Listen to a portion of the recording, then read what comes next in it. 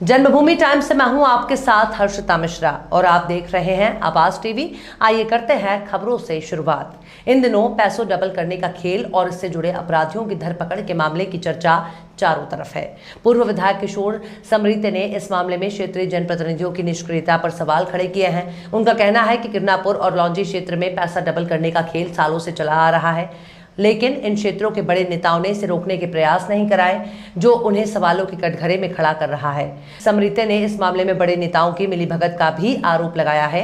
उन्होंने कहा कि ये पुलिस और स्थानीय नेताओं की प्राथमिकता होनी चाहिए कि वे आम लोगों को पैसा वापस लौटाएं और इस मामले की निष्पक्ष जांच करें। वहीं इस मामले में किरनापुर लौंजी में कम दिन में पैसा दोगुना करने वाले आरोपियों को न्यायालय द्वारा 30 मई तक के लिए जेल भेज दिया गया है। वहीं दूसरी ओर डबल मनी के लालच में निवेशकों के मन में राशि डूबने का भय सताने लगा है।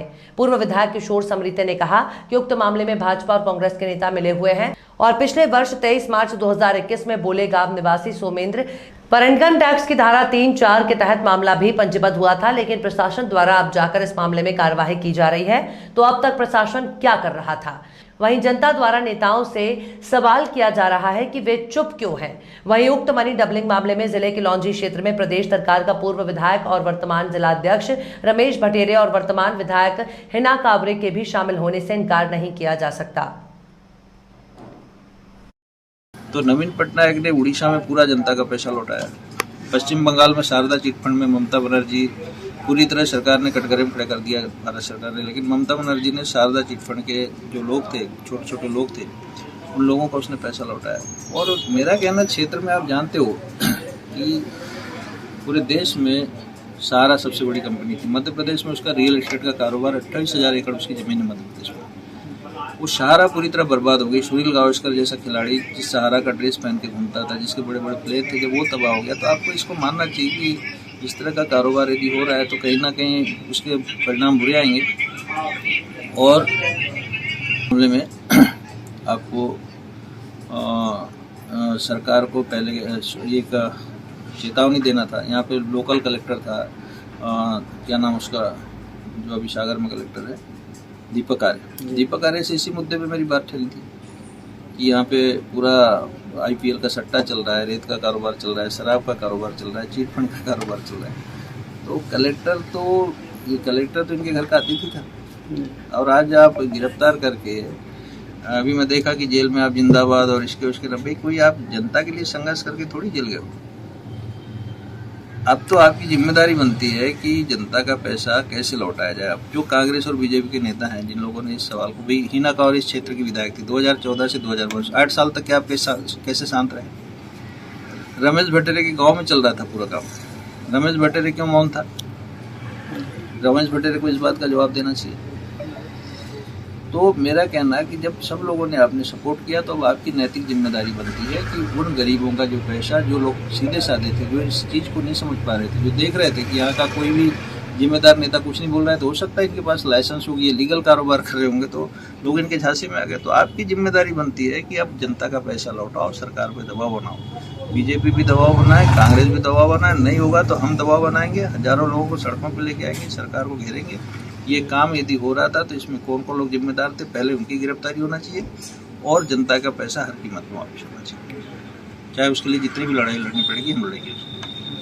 किसी का पैसा डूबने नहीं देंगे, किसी को आत्महत्या नहीं करने देंगे। भाजपा और कांग्रेस के नेता मिले हुए हैं। दूसरा, शायद 23/3/2021 को इसके ऊपर मामला कायम था, सोमेंद्र के ऊपर, जो इनकम टैक्स की धारा 3-4 मामला था उसमें, और वो मामले में 1 साल बाद गिरफ्तारी हुई। तो 1 साल तक पुलिस क्या कर रही थी? अब इसमें सवाल है कि जनता नेताओं से सवाल कर रही कि नेता क्यों चुप है। तो जनता को प्रशासन से सवाल करना चाहिए कि 2014 से कोई मामला चल रहा है 2022 तक, तो प्रशासन क्या कर रहा था? यहाँ के पुलिस अधिकारी, यहाँ के जिम्मेदार राजस्व अधिकारी। दूसरी बात यह है कि हजारों करोड़ रुपए जनता का डूब गया है। पुलिस ने कुछ पैसा जब्त किया, जब्ती भी पुलिस शो नहीं की है। मेरा मानना है कि ये तो अब गिरफ्तार हो जाएंगे और हजारों लोगों का जो पैसा डूबा है उसका क्या होगा। तो मेरा मानना है कि जैसे इस पूरे मैटर पे सरकार की जानकारी में था, मामला विधानसभा में आया। जहाँ पे मामला चल रहा था वहाँ भाजपा का जिलाध्यक्ष बैठा हुआ है।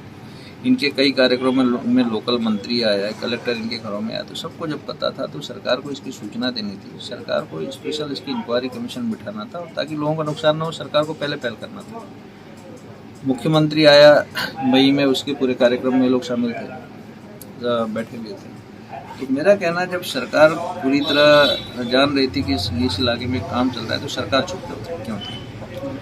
अब इतना बड़ा मामला हो गया, सारे लोग गिरफ्तार हो गए, तो लोगों के सामने एक सवाल खड़ा हो गया कि भाई हजारों लोगों का पैसा, टीचरों का पैसा लगा है, पुलिस वालों का पैसा लगा है, किसानों का पैसा लगा है, छोटे छोटे स्व सहायता समूह की महिलाओं का पैसा लगा है। तो ये जो जनता का मेहनत का पैसा है, भले ही वो लोग फरेब में आ गए, लालच में आ गए, तो उस पैसे का क्या होगा?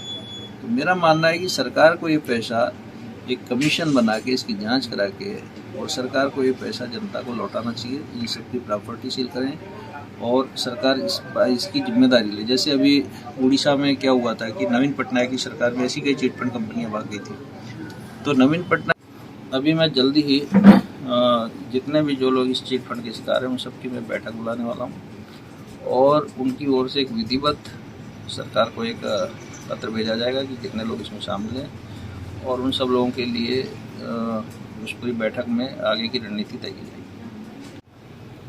लांजी चिटफंड के मामले में जो एसपी ने जो कार्रवाई की है डीजीपी सुधीर सक्सेना के निर्देश पर, इसमें सिर्फ 8 लोगों को आपने आरोपी बनाया है, जबकि बहुत सारे लोग इसमें चिटफंड का काम कर रहे थे।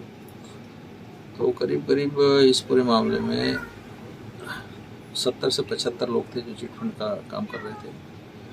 2500 एजेंट हैं जो इस समय फरार हैं। चिटफंड के काम करने वाले, उनका पैसा रिजर्व रखने वाले, वो लोग भी फरार हैं। करीब करीब 250 बुलेट मोटरसाइकिल इनने अपने एजेंटों को लेके दिया था। तो वो बुलेट मोटरसाइकिल जो चलाते थे, पैसा लेके आते थे, वो लोग भी फरार हैं।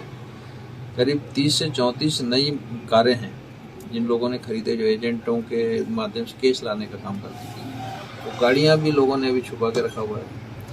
तो इस पूरे मैटर पे पुलिस को बहुत बारीकी से विवेचना करनी पड़ेगी, और पुलिस अधीक्षक को मैं बधाई देता हूं कि कम से कम उसने कुछ हद तक ठीक काम किया, लेकिन बाकी का जो काम है उसको बड़ी मुस्तैदी के साथ करना पड़ेगा। तीसरी बात आपको और अंदर की बता रहा हूँ कि पुलिस में एक बड़ी चर्चा थी, किरनापुर थाना, लांजी थाना, हट्टा थाना, बहला थाना, जैसे लोग आरटीओ में जाते थे वैसे यहाँ सिपाही और हवलदारों की पोस्टिंग हो रही थी 10-10 लाख 20-20 लाख देने को। इसको पिछले 4-5 सालों से प्रशासन ने देखा नहीं कि क्यों लोग लांजी थाने में आना चाहते हैं। अभी लांजी टीआई है शंकर चौहान, इसको हटा के एक नया टीआई आना चाह रहा था जो बोली लगा रहा था कि मुझे इतना पैसा दिया जाए। तो वो सिस्टम इस एसपी के आने से कम उस एसपी ने उसको हटाने का काम किया।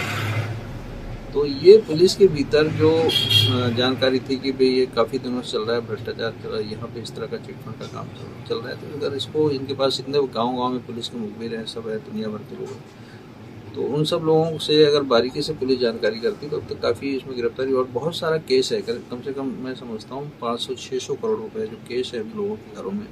अभी की खबर में फिलहाल इतना ही।